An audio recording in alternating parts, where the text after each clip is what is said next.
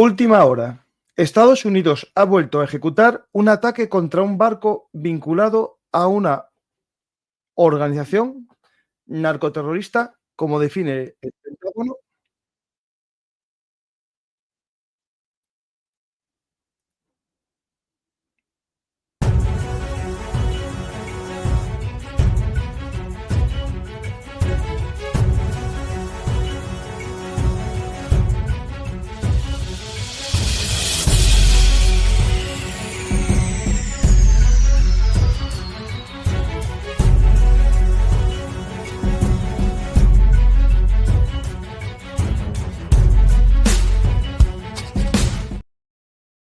Hola a todos, bienvenidos a Bellum Artis, actualidad militar y geopolítica. Hoy vamos a hablar de una posible intervención armada estadounidense contra el gobierno de Nicolás Maduro en Venezuela por su relación con el narcotráfico. Pero tampoco se descarta acciones en otros lugares de América en la lucha contra el narcotráfico, que ya al parecer está comunicado al Congreso como algo oficial en los Estados Unidos. Vamos a hablar con nuestro amigo Efraín Jorge Acevedo, con el que ya conocimos cómo funciona por dentro Venezuela, su país, también, no, su segundo país, o su primer país, porque es también español. Pues nada, Efraín, ¿qué tal? Hola, ¿qué tal? Buenas tardes. Como siempre es un placer y un honor estar aquí compartiendo contigo y sobre todo con todo el público de Belumartis, ¿no? En este maravilloso canal independiente, ¿no? Donde se informa y no se desinforma. Algunos dicen que desinformamos porque no les gusta lo que digo, pero bueno, esto es buena señal. Nunca llueve Pues, para todos los gustos. pues Efraín, hoy cuando quedamos para hacer el programa no teníamos idea de que iba a pasar lo que estamos viendo ahora mismo, que es la tercera destrucción, Cuarto. la cuarta, ¿no? Sí, cuarta, sí, justo, sí. La cuarta destrucción de una narcolancha, que se llama así en España. Esta vez con 4 tripulantes y destruida cerca o en la zona de influencia, ¿no?, de las aguas de Venezuela. Vamos a hablar que esto supuestamente había dicho Trump hace unos días, que ya no había barcos que llegasen con droga a Estados Unidos, pero el business es el business, ¿no? Sigue intentando llegar. Pero con esa Claro. declaración, claro, habría otra puerta que era, ahora toca la parte terrestre, ¿no? Es decir, actuar por tierra. Y eso depende cómo se interprete. Cuando dijo eso, es actuar por tierra o cerrar por tierra. Es decir, cambia mucho, porque actuar por tierra significa atacar, por ejemplo, Venezuela, los aeródromos, y cerrar por tierra supone México. Y claro, eso nos abre mucho el panorama, ¿no? Sí, claro, yo creo que, y una noticia muy importante, fundamental, que saltó desde ayer en la tarde, ayer en la noche hacia hoy, es la noticia de que, bueno, que te ascendió primero a través de New York Times, ¿no? Y luego se han hecho eco, por supuesto, multitud de medios internacionales, es el hecho de que se había filtrado que Trump, la administración de Trump, en esa explicación que tenía que darle al Congreso de los Estados Unidos, ¿no? Sobre las acciones, precisamente estas acciones de volar, de atacar narcolanchas y causar bajas mortales entre los tripulantes de esas embarcaciones, ¿no? Un tema que generó, por supuesto, polémica desde el punto de vista legal y, por supuesto, un importante debate político en el Congreso. Entonces, la administración de Trump informa a varios comités del Congreso de los Estados Unidos, me imagino que de ambas cámaras, del Senado y de la Cámara de Representantes, informa que ellos se amparan en que Estados Unidos, para la administración Trump, ya está en un conflicto armado formal, ¿no? Conflicto armado formal con los cárteles del narcotráfico, ¿no? O sea, eso es un salto cualitativo muy importante, ¿no? Y desde el punto de vista jurídico y político y por supuesto militar, ¿no? Ya calificarlo oficialmente en comunicados formales, oficiales del Congreso, hablar de que Estados Unidos ya está en un estado de conflicto armado formal con los cárteles de la droga y que por lo tanto los miembros de esos cárteles, los que trabajan para ellos, como estas personas que viajan en las narcolanchas, se les da el estatus de combatientes ilegales, ¿no?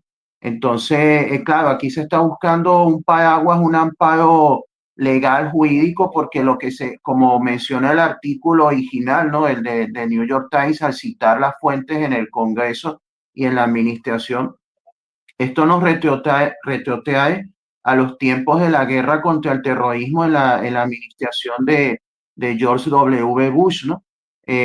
Cuando, claro, se buscó un amparo legal para todo aquello que se estaba ejecutando en la guerra contra el terrorismo, de aquellos tiempos bueno, ya hace 20 años y a mucha gente con memoria corta no recordarán los intensos debates que hubo en aquellos tiempos, ¿no? Sobre el trato a los terroristas y todo eso, y cómo la administración Bush buscó a través de nuevas leyes, ¿no? Y buscando precedentes legales, buscó amparar esa guerra contra el terrorismo, ¿no? Y se habló entonces de la calificación de combatientes armados, ¿no? Sí. Que la administración Bush trataba de darle un matiz algo distinto al de para que no fueran tratados exactamente como prisioneros de guerra, ¿no? Aunque finalmente la justicia estadounidense, la Suprema Corte y todo, en aquellos tiempos sí le dio la razón a la administración en la mayor parte, pero no en todo, ¿no? Y entonces que aunque se les calificara de combatientes ilegales, se les había que dar un trato similar al de un prisionero de guerra en algunos aspectos. Sin embargo, claro, aquí lo que se busca, estableciendo ese paralelismo importante con la guerra contra las organizaciones terroristas yihadistas en la primera década de los 2000 y ahora en el combate contra los cárteles de narcotráfico, es precisamente dar esa justificación legal, por ejemplo, para atacar estas narcolanchas y volarlas en pedazos y ocasionando la muerte de sus tripulantes, ¿no? Cuando se habían ya escuchado voces críticas donde dice que lo que había que proceder más bien como un operativo policial, ¿no? Que detenerlos, interceptarlos, detenerlos y llevarlos ante la justicia, ¿no? Pero ya cuando tú los tienes calificados legalmente como combatientes ilegales, los puedes dar de baja, ¿no? Como puedes dar de baja a cualquier enemigo en un conflicto armado, ¿no? Claro, Aparte de lo claro, el mucho problema más... que tenemos, claro, que este unlawful, ¿no? Combatant, es un término que lo aleja del combatiente militar por un tema que es complejo, pero no es complejo, que es el hecho de que no forman parte de una organización estatal. Y tampoco, claro, incluso en una organización estatal puede haber combatientes legales, que serían los soldados, pero se asimilan también milicianos o tropas irregulares de ese ejército como combatientes y lo establecen las leyes de la guerra. Y estos combatientes irregulares o de organizaciones terroristas, guerrilleras, en este caso algo más complejo, porque no hay una organización como tal contraria a los Estados Unidos, porque son distintos cárteles, ¿no?, de narcotráfico. El hecho de declararlos combatientes ilegales hace que no se apliquen las leyes del Código Penal, no se les va a arrestar por narcotráfico, se les va a tratar como enemigos en una guerra. Exacto. El tema es que esa guerra no está declarada porque el Congreso es el que la declara, pero el presidente tiene una capacidad por peligro inminente de actuar en defensa de la nación, que es lo que está haciendo. Yo creo que es lo que en teoría está aplicando él para poder ser, digamos, una orden ejecutiva de guerra, ¿no? Porque la guerra la declara el Congreso, pero en este caso, como es una organización no estatal, no hay declaración de guerra, y como es un peligro inminente, porque están muriendo estadounidenses por el fentanilo, se aplica el principio, ¿no?, de tratarlos como combatientes en una guerra no declarada, ¿no? Exacto, es que precisamente se habla textualmente en esos reportes, ¿no? Al Congreso se habla de grupos armados no estatales, ¿no? En la calificación de grupos armados no estatales que estarían llevando a cabo un ataque armado contra Estados Unidos, ¿no? O sea, ellos lo están asemejando a un ataque armado contra Estados Unidos, pero claro, esto es un debate complejo y donde, claro, donde entra la política, ¿no? Porque, por supuesto, obviamente, los sectores de la oposición demócrata no estarán muy conformes con esa calificación, pero, claro, lo que va más allá es que esto como dice, o sea, justifica una guerra general contra todos los cárteles de narcotráfico sin pasar por una declaración de guerra, ¿no? Y entonces avalaría, justificaría lo que ya se, como lo que ya se ha interpretado, ¿no? Que es que el Departamento de Guerra, como ha sido recién bautizado, el Departamento de Guerra tiene luz verde para ejecutar ataques armados contra los cárteles de narcotráfico al ser enemigos de Estados Unidos en un conflicto declarado, ¿no? Bueno, declarado por la administración estadounidense al menos, llevar a cabo ataques armados en cualquier momento, claro. Pero esto va más allá porque, por ejemplo, en el caso específico de Venezuela, si consideramos, ¿no? Si consideramos que el cártel de los soles es un cártel de narcotráfico que entonces entraría dentro de ese conflicto armado con Estados Unidos, pero al mismo tiempo el cártel de los soles se identifica con el régimen venezolano, entonces sería Claro, es estatal. como, Sí, sí. Ahí sería estatal, claro. ahí sería estatal, entonces, y estaría yendo a la guerra contra el régimen venezolano por dando una vuelta, ¿no? Por la vuelta, claro, porque ahí tenemos un problema, que efectivamente el cártel de los soles y el régimen venezolano prácticamente son la misma cosa, ¿no? Son una y la misma cosa, eh, entonces plantea esta situación, ¿no? Donde la cual se busca un paraguas legal para llevar a cabo el conflicto que de alguna manera ya está sobre Venezuela, porque prácticamente hay un bloqueo naval para cortar las rutas del narcotráfico, ¿no? Y hay una escalada, ¿no? Hay una escalada permanente del conflicto y todas las señales apuntan a que el escenario de una intervención armada como que parece cada vez más realista, ¿no? Más creíble, ¿no? Y no una simple amenaza o estrategia de guerra psicológica solamente. Hablando de estas unidades ilegales, ¿no? O no estatales en un conflicto no estatal, ¿no? En el caso, por ejemplo, de Afganistán, se produjo el siguiente hecho que sirve para entender el precedente jurídico de Estados Unidos. Mientras hubo la primera intervención estadounidense en Afganistán, como los talibán eran el gobierno, se consideró un conflicto interestatal. Y los combatientes talibán, bueno, eran detenidos, pero como prisioneros de guerra. Pero cuando se tomó el control y el gobierno fue instaurado por, digamos, Estados Unidos y la OTAN, se puso un gobierno afín, a partir de ese momento los talibán eran organización no estatal y se juzgó a miembros de los talibán no como combatientes, sino como terroristas. En el caso, uno que encontré es el 26 de junio del 2008, un jurado federal estadounidense condenó a un excomandante talibán por un ataque a un convoy militar estadounidense en el que murieron 3 soldados y su intérprete afgano, y por el derribo de un helicóptero militar también el 27 de octubre del 2008. Es decir, se aplica el doble baremo. Son combatientes, se les ataca, pero si son capturados se les mete también el delito penal. Lo digo porque esta gente va a tener un problema muy gordo, porque los que sobrevivan no van a ser liberados al acabar el conflicto, como si son prisioneros de guerra. Van a tener... sí. Exacto, es que, claro, es que esa es una gran diferencia, porque si los tratan como se ha tratado a los narcotraficantes, o sea, como una acción policial, ¿no? Que te leen tus derechos, te detienen, te tienen que llevar ante una corte, ¿no? En el caso de Estados Unidos, al ser detenido en aguas internacionales o en el extranjero, te llevarían ante la justicia federal, ante una corte federal, pero aquí al ser tratados como combatientes ilegales, o sea, es que para empezar te pueden recluir por tiempo indefinido, ¿no? O sea, te pueden llevar a Guantánamo o a cualquier, bueno, de hecho, hace poco se había mencionado entre la multitud de noticias que salieron en esta semana que no pagan, que había un barco que es usado como barco prisión de Estados Unidos, de las fuerzas militares, estaba también cerca de Venezuela, ¿no?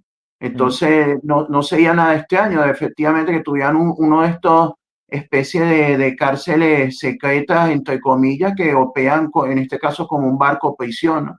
Entonces, te pueden retener como tiempo indefinido. Y hay que recordar que, como creo que recordaba también este artículo, que en los tiempos de la guerra contra el terrorismo, uno de los aspectos polémicos del programa que impulsaba la administración de Bush era que precisamente a los combatientes ilegales terroristas los querían someter a juicio en comisiones militares, ¿no? Comisiones de militares que iban a funcionar como consejos de guerra con casi que como juicios sumarios, ¿no? Como, entonces, claro, ese fue el único aspecto de entonces que sí no salió adelante, no prosperó porque hubo mucha reticencia al parecer de la justicia y mucho debate jurídico, pero perfectamente eso se podía retomar, ¿no? O en todo caso llevarlos ante la justicia militar ordinaria, ¿no? Ante por el Código Uniforme de Justicia Militar de los Estados Unidos, ¿no? Entonces, a los sobrevivientes.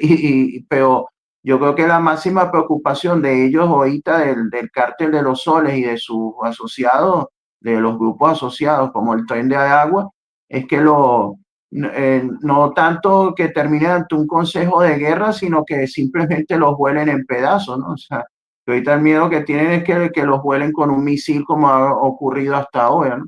Y el miedo de la cúpula venezolana es que eso finalmente les toque a las puertas allá en Venezuela y les llegue como una acción militar contundente contra el propio régimen.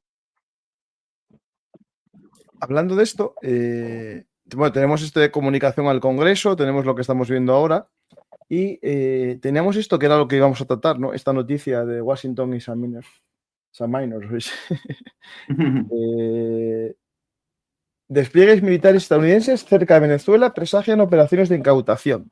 Básicamente lo que dice este artículo es que se están practicando opciones de desembarco de fuerzas especiales y la idea parece que sostiene que puede haber ataques a aeródromos y almacenes, ¿no? En territorio venezolano.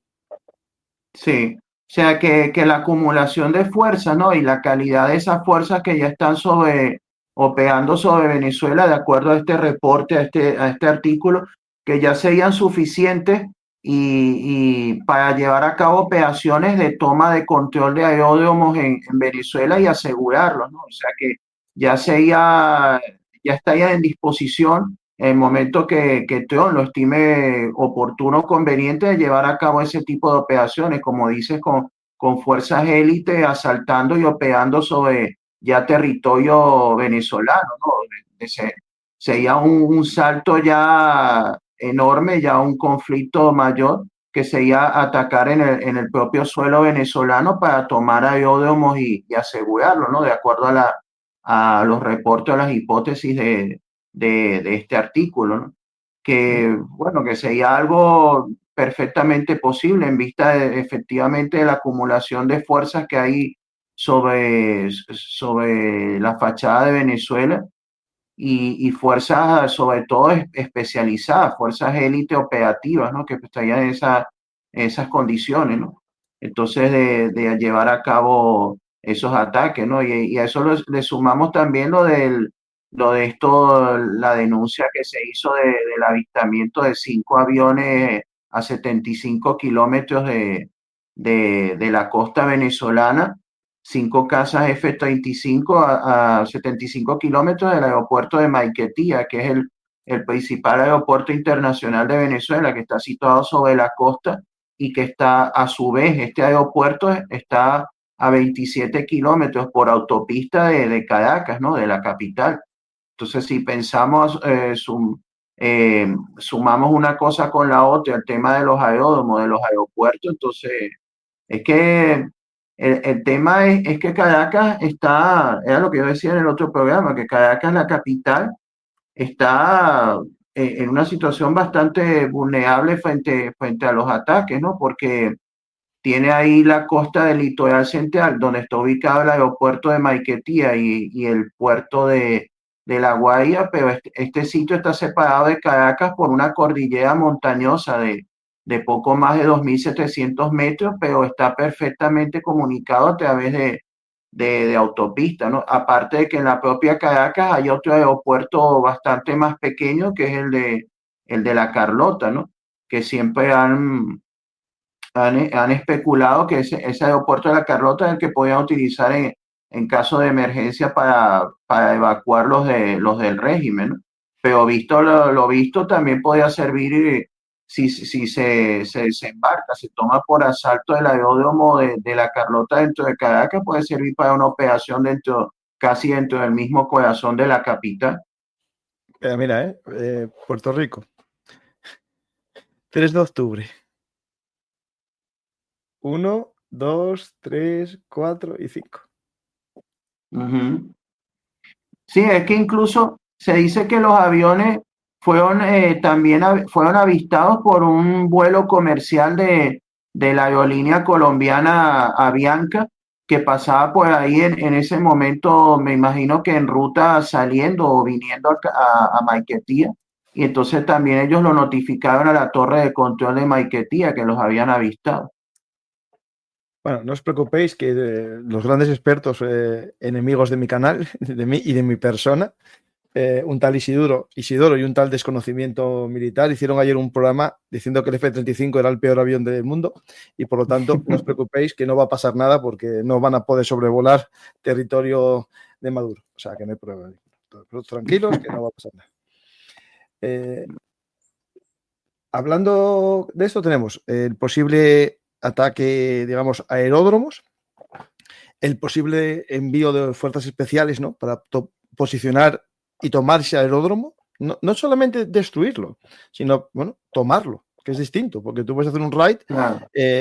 Bombardearlo y marchar, pero si ya estás hablando de fuerzas especiales que desembarcan en lanchas y avanzan hacia una posición, eso es una cabeza de playa.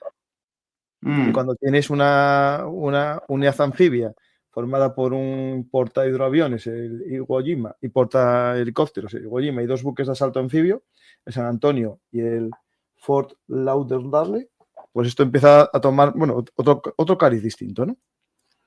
Sí, no, es efectivamente, porque es lo que dicen todos los analistas militares que dicen que el tipo de fuerza que se está empleando en este despliegue por lo demás bastante costoso, que son fuerzas que no, o que simplemente para interceptar lanchas, narcolanchas en el mar, no parece que fuera, o sea, que es desproporcionado. Y además, cuando hablamos de fuerzas anfibias, parece que estamos hablando de otra cosa muy distinta. Y es que es lo que se especula, es lo que bueno, se especula, más se dice casi como un hecho, que es que efectivamente un sector importante de la administración de Trump, encabezado por el secretario de Estado Marco Rubio, están presionando bastante y parece que son ahora mismo los que tienen más ascendente sobre Trump para una operación para derribar definitivamente al régimen venezolano, ¿no? Porque también hay que decir que, bueno, que lo que también se menciona, que en la administración Trump también hay otro sector que ahorita no es el que precisamente está siendo más escuchado, que es el que comanda Richard Greiner, que es el enviado especial para conflictos. Creo que ese es el título que tiene su asignación, su cargo. Richard Greiner, que es partidario de un acuerdo con Maduro, ¿no? Pero al parecer Richard Greiner ahorita está perdiendo la batalla frente al sector de Marco Rubio y de otras importantes figuras de la administración que prefieren simplemente aprovechar el momento para acabar de una vez por todas con el régimen de Maduro. Y si tú te pones a ver, es que yo creo que el problema, y es lo que la gente a veces olvida, es que Trump de verdad siempre aplica la mentalidad de empresario, ¿no? De líder de negocio. Yo creo que él todo lo reduce, es que él piensa como cuando estaba manejando sus empresas. Me imagino cuando sus empleados, sus socios le presentaban una propuesta, un proyecto de negocio. Yo creo que él analizaba sí, con mente fría los pros y los contras de cada proyecto de negocio o propuesta de negocio. Y yo creo que ahorita mismo la propuesta de negocio de Richard Greiner, yo creo que a Trump no le convence, ¿no? Porque ¿qué puede? Y a pesar de que Maduro ahorita se está mostrando desesperado por intentar llegar a un acuerdo a Trump, ¿no? Y prácticamente casi le está haciendo la pelota a Trump para intentar amansarlo y llegar a un acuerdo con él y tratar de utilizar el canal de Richard Greiner. pero es que ¿qué puede presentar como oferta atractiva para todos? O sea, tú puedes imaginar a un narcotraficante, a un criminal que se comprometa a no seguir siendo narcotraficante. No, O sea, difícil. es que eso es absurdo, o sea, es que, y además el régimen venezolano en 26 años ha demostrado que no tiene palabra, o sea, ni siquiera conocen el concepto, no tienen palabra, ni tienen voluntad de cumplir compromisos, ni tampoco es que puedan hacerlo, porque la dinámica que ha establecido el régimen es que ellos se valen del narcotráfico para perpetuarse en el poder, ¿no? Para comprar a la cúpula militar, que a fin de cuentas es la que los mantiene apalancados en el poder. Entonces ellos utilizan el narcotráfico para perpetuarse en el poder y el narcotráfico utiliza el régimen para tener todo un Estado a su disposición para hacer los negocios. Entonces es imposible que puede, en ese sentido, esto precisamente, En Maracay, esto yo lo ¿no? estuve, sí, esto yo lo estuve viendo. Esto es según los reportes de los testigos, en la autopista regional del centro, que es una de las principales vías de comunicación del país, sí, por la Cabrera. Esto es precisamente en la región centro-norte de Venezuela, donde yo decía que esta región que tiene menos del 5% del territorio venezolano, pero alberga entre el 50 y el 55% de la población de Venezuela ahora mismo. Entonces, pero por esa autopista se reporta que hay convoyes militares que están llevando, como vemos, cohetes, misiles, blindados, pero curiosamente, Mira, justo, mira, perdona.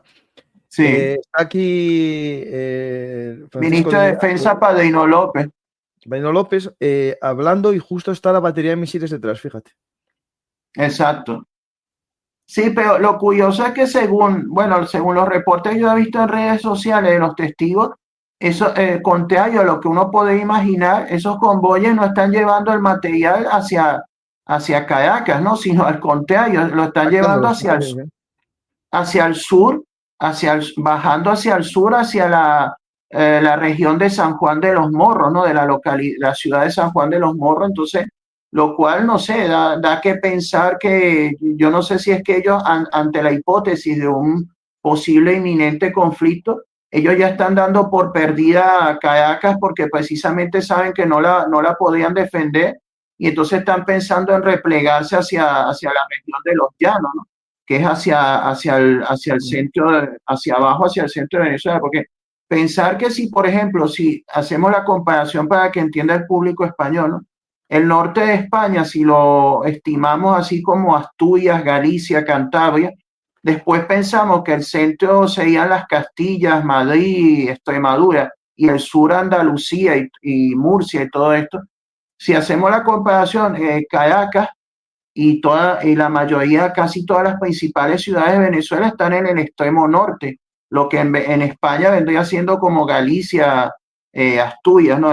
Y donde están llevando estos convoyes, que es San Juan de los Morros, es hacia el centro, ¿no? Hacia los llanos, que sería, en el caso de España, la comparación sería como que si los bajaran desde el norte para llevarlos hasta Extremadura o Madrid, ¿no? Entonces, pero claro, aquí la capital está hacia el norte, no hacia el centro. Entonces, es como que si estuvieran haciendo acopios de fuerza, pero hacia abajo, hacia el sur, hacia el centro, que son regiones más despobladas, pero y más alejadas de la capital y de las ciudades principales del norte, ¿no? Entonces, que es lo que yo mencionaba en el otro programa, que es que el problema que se presenta, que esto viene desde los tiempos en que Venezuela era territorio hispánico, era territorio de España, es que la mayoría de la población se concentra en el extremo norte del país, ¿no? En el extremo norte de Venezuela se concentra el 85% de la población y casi todas las principales ciudades están en el norte, ¿no? Y abajo en el centro y el sur está mayormente despoblado, pero las principales ciudades de Venezuela, casi prácticamente todas están cerca o relativamente cerca del mar, ¿no? O sea que también están a huevo de desembarcos anfibios, ¿no? Entonces, no sé si es que ellos ya se están planteando huir hacia abajo, hacia el centro y hacia el sur, ¿no? Porque llama la Bueno, atención. en este mapa, que estoy intentando verlo, pero no, la calidad pierde mucho, es el despliegue, lo llama Estratégica Escudo Bolivariano 2025. Y hay un aquí pusieron a rotulador tropas. En este se ve mejor. Sí. Bueno, en este, no, en este mapa, espera, que tengo otro que se ve muy bien y a lo mejor tú puedes ver mejor que yo. No, este no. Aquí está. En este, Operación Estratégica Escudo Bolivariano, este es el sistema defensivo, que entiendo que es el sistema antiaéreo. Y aquí hay como en las distintas capitanías o provincias, no sé cómo, son capitanías militares, el número total, y pone 38.000 efectivos. Entiendo que es de algún sistema de antiaéreo, de la defensa antiaérea, ¿será? no sé a qué se refería. Son muy pocos, Con 38.000. 38.000 efectivos, no sé qué. Son muy pocos. Es una pena que no se ve lo que está puesto aquí. Voy a pasarlo Sí, a la IA, a ver si la IA me lo, me lo mejora. ¿Vale? exacto. Vamos a ver.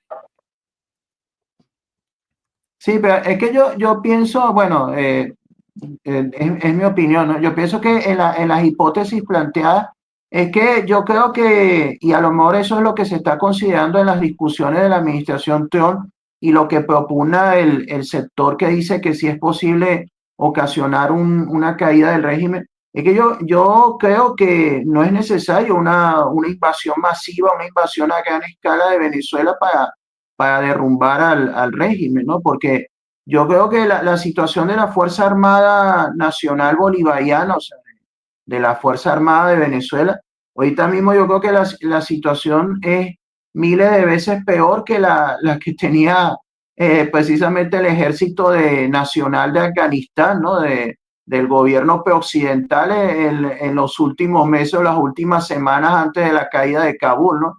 Yo creo que el ejército de Afganistán ofreció más resistencia del que ofrecería la Fuerza Armada de Venezuela frente a Estados Unidos, ¿no? Por la desmoralización, la degradación en todos los sentidos. Y entonces yo creo que si se lanzara una campaña de ataques de bombardeos, una campaña de bombardeos que pudiera atacar fuertemente objetivos de la Fuerza Armada, yo creo que se podía fácilmente quebrar la moral, ¿no? Y causar un daño considerable en la Fuerza Armada.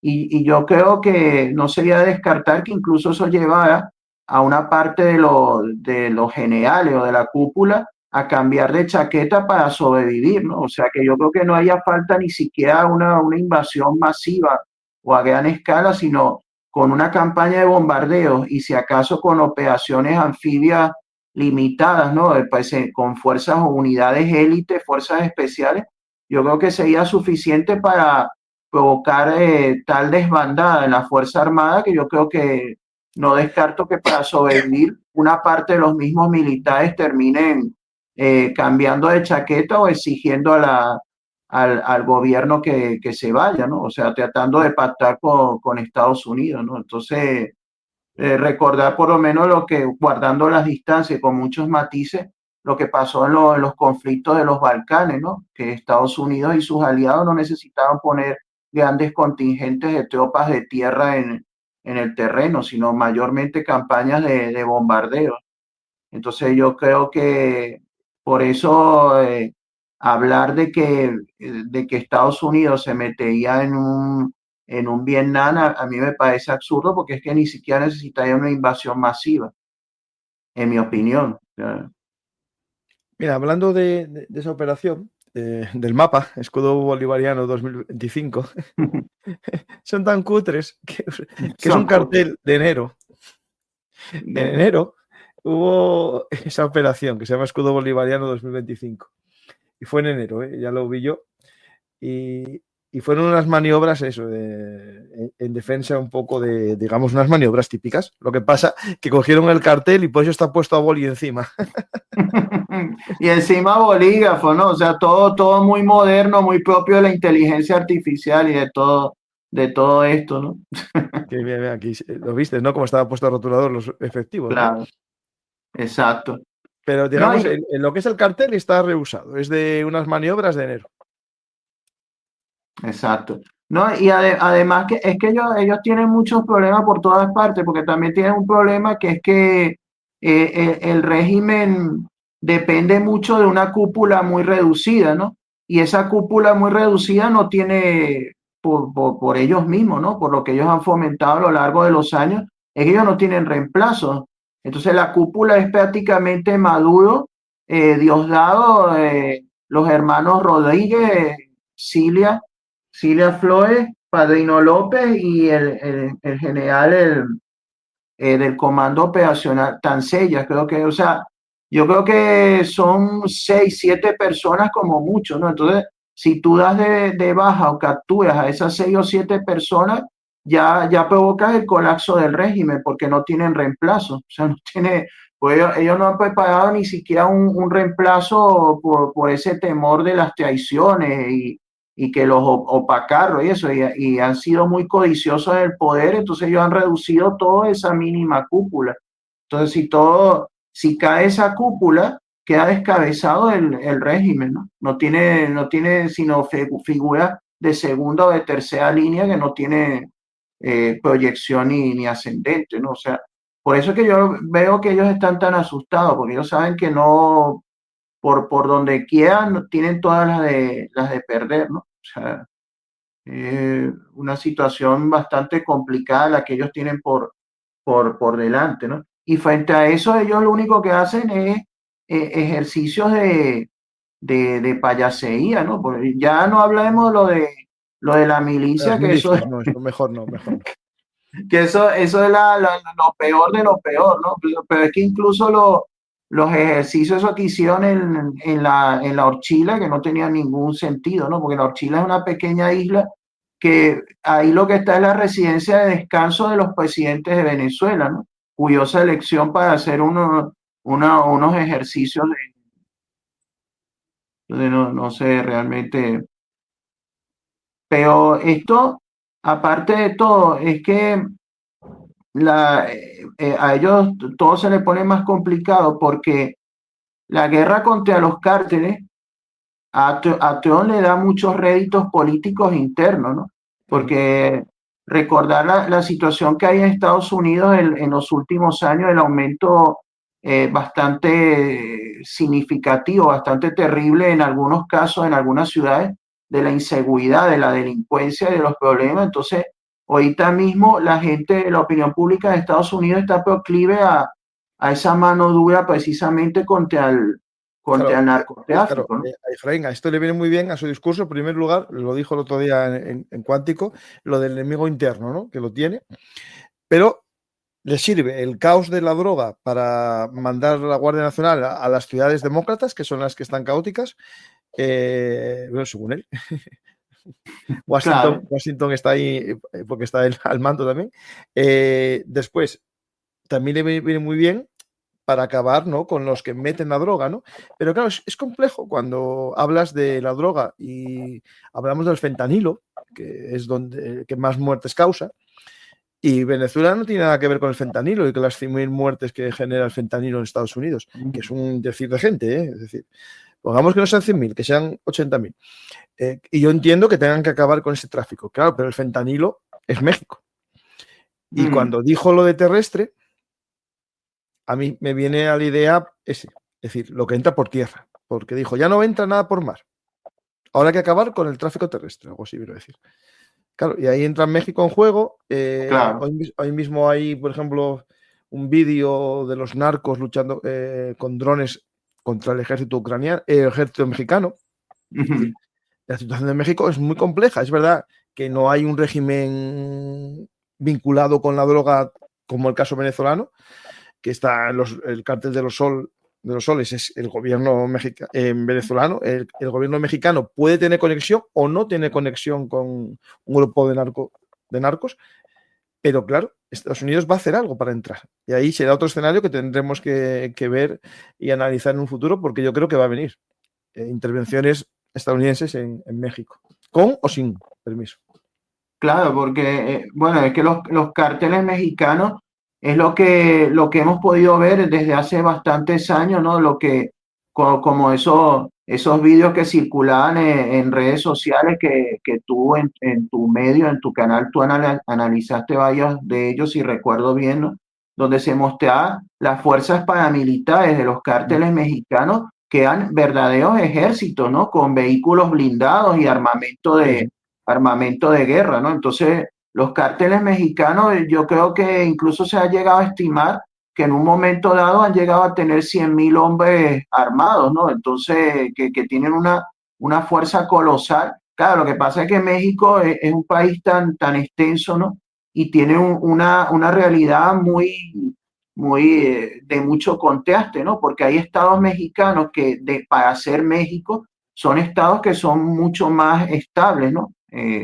Más o menos, entre comillas, son estados que son más, pero hay otros estados que sí efectivamente son prácticamente estados fallidos, ¿no? Dentro de México y donde manda el narcotráfico y tienen desplegadas estas milicias que son verdaderos ejércitos privados, ¿no? Entonces, que todavía, bueno, según analistas dicen que todavía las Fuerzas Armadas mexicanas todavía pueden contener a esas milicias armadas de los cárteles todavía, ¿no? Pero si siguen creciendo en poder o eso, entonces, No, claro, claro, claro. entonces eso da justificación dentro de la guerra contra los cárteles a operar contra ellos también, o al menos Claro, porque amenazar con operar. una cosa es un narcoestado, como es decir, para Estados Unidos y para Trump, Sí, narcoestado es Venezuela, y otra un estado fallido que podría ser algunas zonas de México. Es distinto, claro, es exacto. muy distinto. Vamos a. Mira, hay una noticia que no sé si viste: un accidente en Venezuela de un helicóptero, no tiene nada que ver con esto. Bueno, tiene que ver, pero no tiene que ver, es decir, no es un derribo, es un helicóptero del ejército bolivariano en Venezuela. Murieron dos pilotos, me parece. Aquí pone uno, pero en otra noticia vi dos. Y claro, Sí, el estado de mantenimiento puede ser malo o también están usando más los aviones, los helicópteros por ese estado de alarma, ¿no? Y puede que den más fallos, claro. exacto. No, es que es lo que denuncian militares venezolanos que fueron objeto de purga, ¿no? O que se terminaron yendo de la Fuerza Armada desmoralizados, que desertaron. Dicen que lo que describen es dantesco, ¿no? El estado interno de la Fuerza Armada, del abandono y la degradación del material militar y el hecho de que el personal, por lo menos los pilotos, no hacen suficientes horas de vuelo, de entrenamiento. Entonces, a eso se le suma la fatiga de los materiales, la falta de mantenimiento de las aeronaves. O sea, es que el estado de la Fuerza Armada es realmente, y si eso le sumas la desmoralización, o sea, es el hecho como en esas películas donde ponen que hay un cuerpo de policía que es totalmente corrupto del primero al último.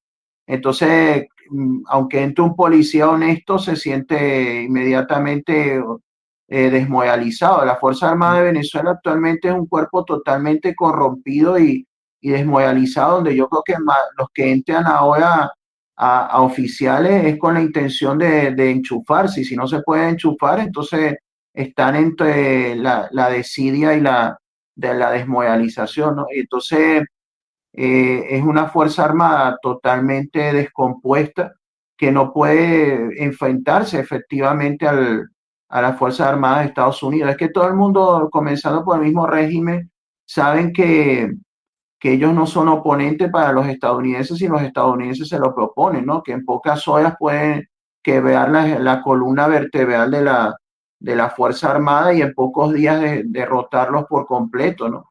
Si fuera el caso de una invasión masiva, si no fue una invasión masiva, bueno, quizás tomaría más tiempo, pero igualmente no. El tema con Maduro es que él desde hasta la primera mitad de este año, él estaba en un tono muy triunfalista porque parecía que se había salido con la suya, con el fraude electoral del año pasado, los fraudes electorales de este año, la toma de posesión, y también se sentía tan envalentonado que iba con el tema del Esequibo sobre Guyana, estaba jugando a ser el Putin de Sudamérica, ¿no? Amagando con una constante amenaza, ¿no? Y todo esto también ha sido un golpe muy duro para el régimen en el sentido de que pasar de estar amenazando al vecino, a Guyana, amagando con invasión, a estar ahora a la defensiva y prácticamente suplicándole a Trump, haciéndole casi la pelota para que le perdone la vida. O sea, es una imagen terrible de debilidad que deja el régimen y que naturalmente termina de desmoralizar por si hacía falta a los efectivos militares, ¿no? Yo, viendo un poco el sistema defensivo que tienen, antiaéreo, que es lo mejor que tienen son las S-300 y después tienen este que vimos antes, el Pechora y algún Bulk. Creo que si entran los F-35, no los ven directamente. Pese a lo que diga el comimiento militar o desconocimiento. Vamos a ver preguntas de la gente que tenemos. Tardé en poner el cajetín, pero bueno, ya habrá alguna No, pregunta. una sola cosa antes claro, que hay que recordar que también todo esto se encuadra en el cambio de estrategia que se quiso anunciar en la reciente reunión con los generales y almirantes, ¿no? Que es el tema de concentrarse más en lo que es América, ¿no? En la zona de influencia, lo que se solía llamar el patio trasero de Estados Unidos, en la zona de América, que ahí, bueno, lógicamente llevan razón, ¿no? La administración de Trump y sus asesores cuando dicen que por los compromisos con otras zonas geográficas, con Europa, especialmente con el Medio Oriente y con Asia Pacífico, con todo el resto del mundo, se ha abandonado mucho la región americana, ¿no? Y entonces, evidentemente, tiene lógica, tiene sentido que ellos vuelvan a reconfigurar las fuerzas y los recursos para centrarse en el continente americano, en el vecindario de Estados Unidos. Es como aquellas voces en España que dicen, bueno, que está bien que España vea amenazas que vienen de otra, lo que pasa con Rusia en Ucrania, otra, pero sin olvidar que Estados Unidos, digo que España, su principal amenaza o enemigo lo tiene muy cerca hacia el sur, ¿no? En el caso de Marruecos, del que hablaste en otro programa hoy, ¿no? Entonces, en el caso de Estados Unidos es lo mismo, ¿no? Yo Se quiero decir una critica cosa. Marruecos no enemigo, sino como amenaza. Que es como distinto. amenaza. Bueno, pero en el caso de Estados Unidos se ha abandonado la zona de influencia que es más sensible, más delicada para Estados Unidos como América, ¿no? Y entonces, ¿de qué te vale tener compromisos y recursos en otras zonas cuando en América se te cuela el enemigo, ¿no? Y ahí está el caso más palpable que es el de Venezuela, aliada con todos los principales enemigos o rivales de Estados Unidos, con Rusia, con China, especialmente con Irán y con todos sus proxies, ¿no? Con todo ese eje islámico de la resistencia que, bueno, que ya va quedando cada vez menos, ¿no? Pero con Irán y Hezbollah metidos en Venezuela. Entonces, tiene sentido que ellos reconfiguren la fuerza y los recursos para concentrarse en la amenaza que tienen más cerca, más inmediata, que es la presencia del enemigo en suelo americano, ¿no? Y ahí Venezuela puede ser la primera fase, el primer paso importante en esa reconfiguración de fuerzas y recursos hacia el continente americano para recuperar la influencia de la región y sobre todo para purgar al enemigo del suelo americano, ¿no? Del vecindario de Estados Unidos, ¿no? Entonces vemos que hay una configuración de intereses, ¿no? El tema de la lucha contra el narcotráfico que tiene mucho, porque yo me cansé de ver, aunque si bien siempre se ha dicho que MAGA, en el movimiento MAGA, la gente apoya mucho aquella promesa de Trump de resolver los asuntos de casa y desentenderse un poco del resto del mundo bastante, pero al mismo tiempo también es muy popular la lucha contra el narcotráfico, contra el crimen que amenaza a Estados Unidos, ¿no? Y en ese sentido yo me cansé de ver comentarios de votantes de Trump en redes sociales cuando los primeros ataques a las narcolanchas diciendo por esto es por lo que voté, ¿no? Por esto es por lo que yo voté, ¿no? Entonces, ligar todos esos aspectos, la lucha por la seguridad en casa, ¿no? En Estados Unidos combatiendo al narcotráfico, la reconfiguración, la nueva estrategia de seguridad centrándose en el continente americano, luchando contra los enemigos de Estados Unidos y sus aliados locales en la región, o incluso otro factor más que mencionaba una figura influyente de MAGA que decía el tema del fraude electoral que tiene un punto de origen, ¿no? Importante en Venezuela con la empresa Smart Matic, ¿no? Y todo lo que eso rodea. Entonces, hay muchos concomitantes que explican por qué lo de Venezuela ciertamente puede seguir escalando y yendo mucho más, ¿no? Porque conviene a la estrategia de la administración. Voy ahora a hacer una cosa para que veáis lo de la inteligencia artificial. No es que sea inteligente, pero tonta no es. Le puse esta foto y le dije, interprétame ese mapa. Y me sacó las siguientes conclusiones, ¿vale? Primero, es un título principal, Operación Estratégica Escudo Bolivariano 2025. Debajo aparecen cuadros con nombres que corresponden a los Ready. Ahí no veis nada. Yo tampoco, ¿vale? Pero él sí. Que son las regiones estratégicas de defensa integral, que son la occidental, los Andes, central, Guayana, oriental y marítima insular. Y después saca más datos y le dije yo, bueno, ahora interprétame todo esto, ¿vale? Y me saca, si te suena a ti, el término defensa integral de la nación. ¿Cómo funciona esto? Una estructura territorial en REDI, ZODI y ADI. Los REDI son regiones estratégicas de defensa integral. Son los grandes mandos territoriales, equivalente a los teatros de operaciones, y son los que dije antes. Después, cada REDI se divide en ZODI, zonas operativas de defensa integral. Subdividen cada REDI, suelen coincidir con estados. El ADI, áreas de defensa integral. Bajan aún más el mando hasta el nivel local, con integración de milicias, policías y colectivos.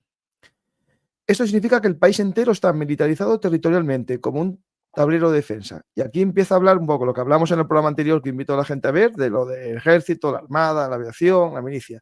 Pero lo interesante es esta doctrina, la doctrina de la guerra popular prolongada, inspirada en la guerrilla maoísta y en la defensa cubana. El enemigo, Estados Unidos u otro invasor, tiene superioridad aérea y naval. Venezuela responde con resistencia territorializada, sabotaje, uso de milicias y dispersión. Cada REDI y ZODI deben seguir operando incluso si Caracas cae. El lema es, cada palmo de territorio debe convertirse en una trinchera. Bueno, y aquí habla del tema de cómo funciona la territorialización y todas estas cosas, pero que es interesante que claro. cómo sacó todo. Claro, o sea, sí, exacto. Cada región, lo que yo comentaba en el programa anterior, ¿no? Que en Venezuela el equivalente a una comunidad autónoma en España es un estado, ¿no? O sea, los estados en Venezuela son como las comunidades autónomas en España, ¿no? Entonces, cuando dice que una región abarca varios estados, es como que tú hicieras aquí una región militar que abarcara, por ejemplo... Era así, y funciona así. Exacto, una región militar que abarque Cataluña, la Comunidad Valenciana y Aragón, ¿no? Por ejemplo. Exacto, entonces, y luego, claro, las siguientes subdivisiones hacia abajo, que sí, que coinciden con los estados, coinciden con... Exacto, ese es el programa anterior que hicimos, ¿no? Donde lo explicamos.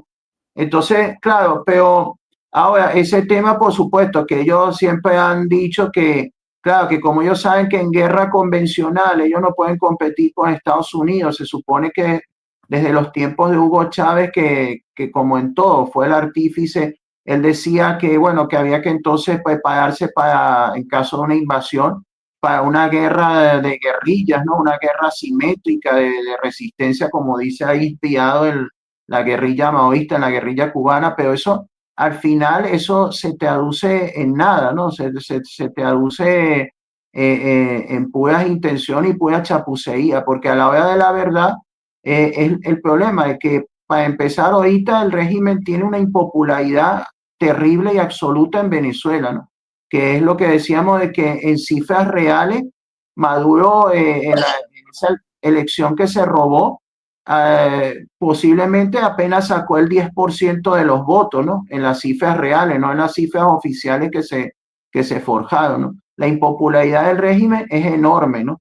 Y la mayoría de los venezolanos, por lo que uno sabe a través de su familia, de sus entornos, de las redes sociales, de todo, la inmensa mayoría de los venezolanos, yo creo que ahorita mismo, ante una invasión estadounidense, más bien estarían como, por decirlo, los pueblos de los Países Bajos, de Bélgica, de Noruega, cuando al final de la Segunda Guerra Mundial iban a ser liberados por los aliados, o sea que más bien recibía a los estadounidenses en principio como liberadores, ¿no? Entonces, en vez de resistir, entonces, ¿con quién cuentas tú? Porque es que ni siquiera esa minoría que sale en las manifestaciones o que sale en el tema de milicia, gente que lo hace por una paguita o por una pequeña prebenda o eso, o por algunos porque son coaccionados, ni siquiera eso, la inmensa mayoría están dispuestos a empuñar el arma e irse a una guerrilla, ¿no? Porque el PSUC, el partido de Maduro, ¿no? Casi el partido único del régimen,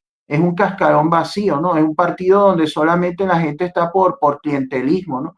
Y ya no hay un proyecto ideológico, no hay fe, o sea, es que no hay proyecto ideológico, sino consignas vacías. Entonces no existe ni de lejos un fanatismo o una convicción que lleve a la gente a luchar, ¿no? Y los militares, como digo, son los primeros que se rendirían, ¿no? Entonces, yo creo que si están contando con que va a haber una resistencia guerrillera, eso simplemente es una hipótesis casi descartable, ¿no? Yo lo que decía en otro programa, que lo que pudiera dar problemas es el tema de los colectivos, porque los colectivos son en realidad bandas de sicarios, de delincuentes asalariados que trabajan para el régimen, ¿no? Entonces, claro, cuando les corten el grifo, entonces eso sí que podía generar algún problema, pero entonces precisamente por eso es que yo digo que la estrategia de Estados Unidos, de Trump, iba más en todo caso por el camino de priorizar ataques, bombardeos y golpes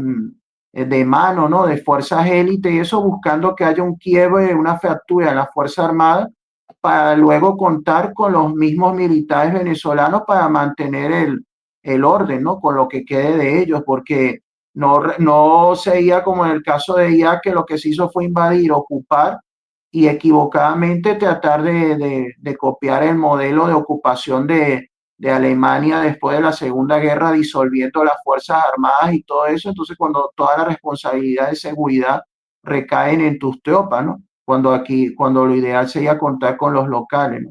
Pero eso, en todo caso, en cualquier escenario, eso de una guerra, de que va a convertirse en un nuevo Vietnam, eso, salvo que ocurra, bueno, me puedo equivocar como todo ser humano, pero yo no lo veo factible, ¿no? Yo creo que eso es otra utopía, otra amenaza vacía del régimen. Pues vamos a ver, Efraín, preguntas del público. Si cambia el gobierno, ¿qué puede pasar con todas las personas en busca y captura de otros que hay viviendo en Venezuela? Bueno, pues que los extraditen. Que lo extradite, ¿no? O sea, es que sí, bueno, depende, claro, primero de quién va a hacer eso. Ajá. Que si es alguno que yo me imagino que está allí, pues no me da pena. No, ni a mí tampoco, pero es que, sí, claro, es que Venezuela se ha convertido en un refugio de criminales, de delincuentes de todo el mundo, ¿no? Y especialmente terroristas, narcotraficantes, corruptos, o sea, entonces, claro, un nuevo orden, un nuevo gobierno se supone que debería colaborar con la justicia internacional, que curiosamente se había dicho que en estas negociaciones de Maduro con Grenell, ¿no? Donde estaba tratando de convencer a Maduro de que él ahora se va a portar como un chico bueno, ¿no? Para que lo dejen en el poder. Se decía, había rumores de que había ofrecido entregar a algunos cabecillas al menos del Tren de Aragua, ¿no? Cosa que, bueno, según la propia constitución chavista, los venezolanos no pueden ser extraditados, ¿no? Entonces, pero como ellos se pasan la Constitución por el arco del triunfo, ahora si hubiera un nuevo gobierno, al menos todos los extranjeros podían ser perfectamente extraditables, ¿no? Espera, encontré el barco ese que tú me decías, creo que es este. Sí. Sí, Algo que del dicen barco que fantasma. el barco fantasma que es especialmente adaptado para operaciones especiales, ¿no?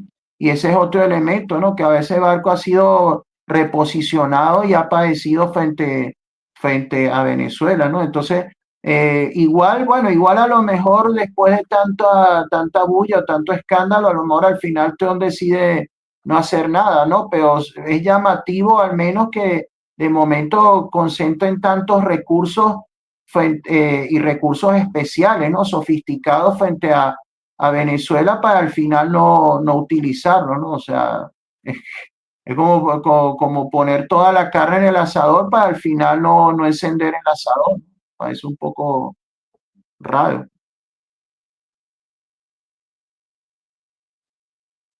Bueno, veremos a ver. Veremos a ver cuál es. Estoy intrigado yo a ver qué barco es este. A ver, un segundo, ¿eh? Estoy usando todos mis medios de, de ayuda.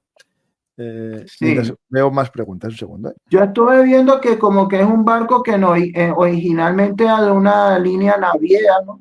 Pero que ellos Sí, firmaban porque es como un Rorro, sí, sí. un contrato con las Fuerzas Armadas de Estados Unidos y se lo arrendaron o no sé, entonces le hicieron una cantidad de modificaciones de adaptaciones para que sirva como base operativa de fuerzas especiales y de operaciones encubiertas. Se llama Ocean Trader, Uh-huh. el barco. Vamos a ver dónde está, ¿no? Espera. Lo vemos un momentín, a ver si lo encuentro.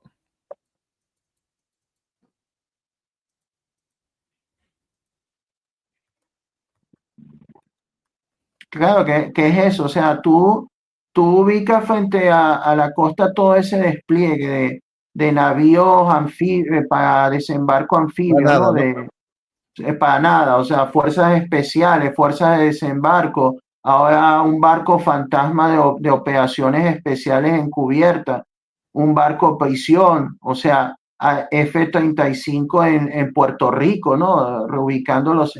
En estos días se estaban practicando maniobras de desembarco ya no solamente en Puerto Rico, sino también en Panamá, ¿no? Que Panamá es mucho más cerca todavía de Venezuela. Entonces, parece como que, o sea, poner toda la carne en el asador como para que al final no quieras encender la leña. No tiene nada. Es uno de los pocos barcos que no debe tener nada.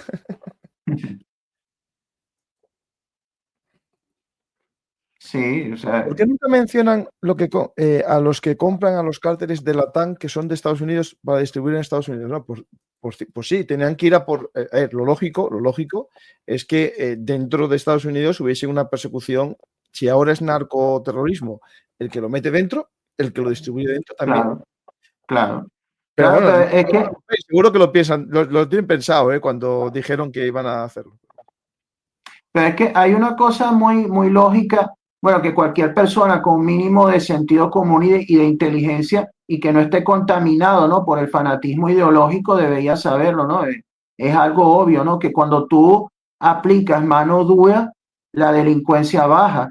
Cuando tú eres blandengue, la delincuencia sube, ¿no? Y lo que ha pasado en los últimos años en Estados Unidos, hay que recordar cómo lo que tú decías, de que especialmente en las ciudades demócratas, ¿no? Y en los estados demócratas, todas estas iniciativas impulsadas por organizaciones extremistas como Black Lives Matter, ¿no? Que hablaban de desinvertir en la policía, prácticamente casi de abolir la policía. Y convertirla en policía comunal y quitarle la autoridad. Exacto. Y en San Francisco quitaron el delito de robo, no es nada, robar menos de $500, entonces entraban al supermercado y robaban todo. Sí, bueno, sí. Ahí hubo políticas muy estúpidas, no se puede decir eso. Me da igual que las haga fulanito o Pepito, es decir, cuando alguien hace eso es estúpido.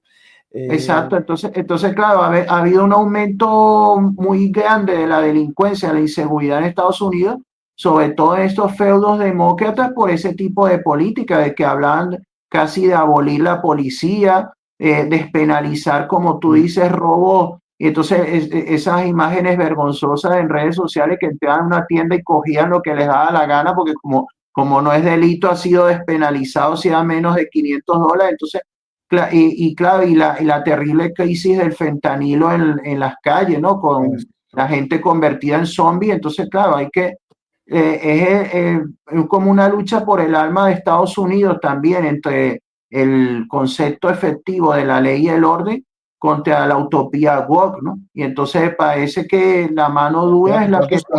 Las dos Américas están enfrentadas. De hecho, cuando dijo el enemigo interno, que lo dijo en Cuántico con Trump y Hayes,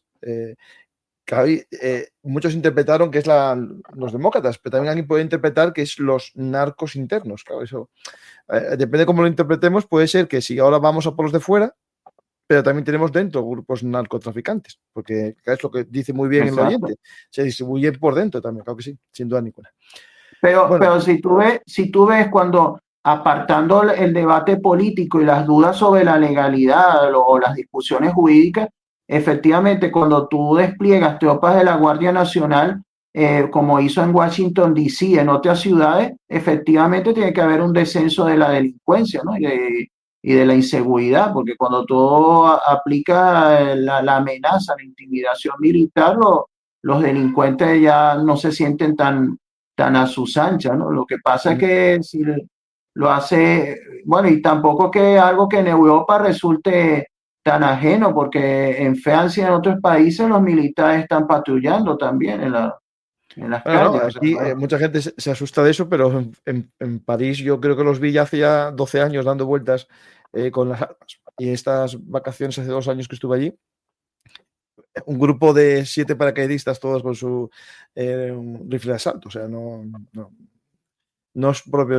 En España nos llama la atención, pero bueno, en Europa es bastante normal ya, por desgracia, ¿no? ¿Se podría formar un bloqueo económico a Venezuela? Bueno, los probes ya están bastante mal, dejarlos, no lo veo. Si cae el chavismo, ¿existe la posibilidad de que se forme un grupo subversivo al nuevo gobierno estilo FARC? ¿Crees que es parte de nuestra historia en Latinoamérica estos grupos terroristas? Por desgracia, yo creo que sí. Y por desgracia, puede que también. Es decir, si cae el régimen, habrá algún... Bueno, sí, claro, sí, puede haber una oposición a lo que venga, ¿no? Sí, bueno, yo contaba en el programa anterior cómo en la década de los años 60, ¿no? De los 1960, en Venezuela había una guerrilla que era, guardando las distancias, pero era como la FARC, ¿no? Que era las Fuerzas Armadas de Liberación Nacional, ¿no? El FALN, ¿no? Que había sido formado precisamente por oficiales de las Fuerzas Armadas de Venezuela, oficiales que eran marxistas, comunistas, que luego de fracasar intentando tomar el poder con golpes de Estado a comienzos de los 60, se fueron al monte y se unieron con cuadros con bases del Partido Comunista de Venezuela y del Movimiento de Izquierda Revolucionaria. Entonces, en Venezuela hubo guerrillas en los 60. En los 70 ya también, aunque ya habían disminuido mucho por la política de pacificación, y a comienzos de los 80 todavía había guerrilla, remanentes de la guerrilla en Venezuela, como quedó palpable en la operación que la izquierda llama la masacre de Cantagüe, ¿no? Que de masacre no tuvo nada, sino que fue una operación antiguerrillera, antiterrorista en el año 82, 83, ¿no? Entonces en Venezuela hubo un pasado guerrillero que, ante la perspectiva de la caída del chavismo, pudiera surgir un movimiento nuevo guerrillero de inspiración chavista. Por supuesto que entra dentro de lo posible y no es descartable, pero es lo que yo digo, que como el chavismo está tan desacreditado, ¿no? Está tan de capa caída, ¿no? Y tiene tan poco apoyo popular y despierta tan poco fervor, yo no creo. Si llegara a surgir, yo creo que sería en principio una guerrilla pequeña, ¿no? Minoritaria, y no es descartable que ni siquiera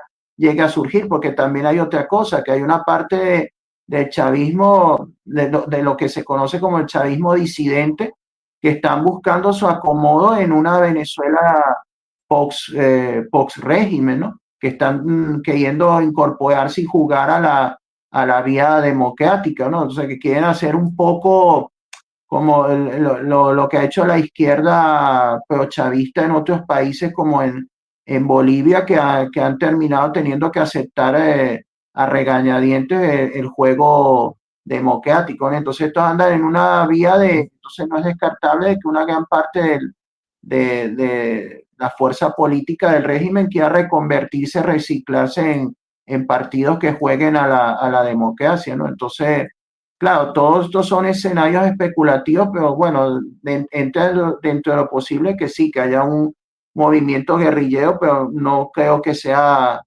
podría equivocarme, pero no creo que sea a gran escala. Bueno, será lo mejor. Pues, Efraín, muchas gracias por Okay. este programa y gracias a todos los que estáis viendo el programa. Efraín, si quieres decir algo al público como despedida, esperemos que volver a hablar de Venezuela, pero de una forma que no sea mala para el pueblo venezolano, pero bueno, si es lo que es, pues hay que contarlo. Pues, Efraín, muchas gracias. Si quieres decir algo como despedida final.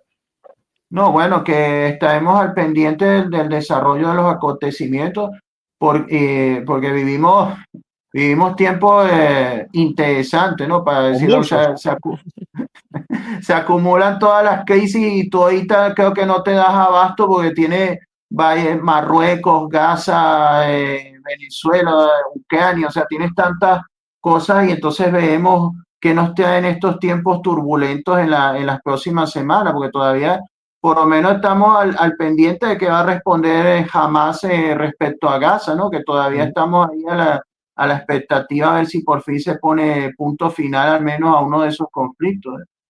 Sí, sí. A ver, vamos a ver. Ojalá por la gente, ¿no? Que se vayan acabando los conflictos, pero esto pinta muy mal. Pues muchas gracias, Efraín. Gracias a todos los que estáis en el directo. Espero que os haya gustado el programa. Y si es así, ya sabéis, dar a me gusta, dejar un comentario, compartir y, como no, suscribiros al canal, tanto a este como al de Historia. Ver un Artis y Historia Militar.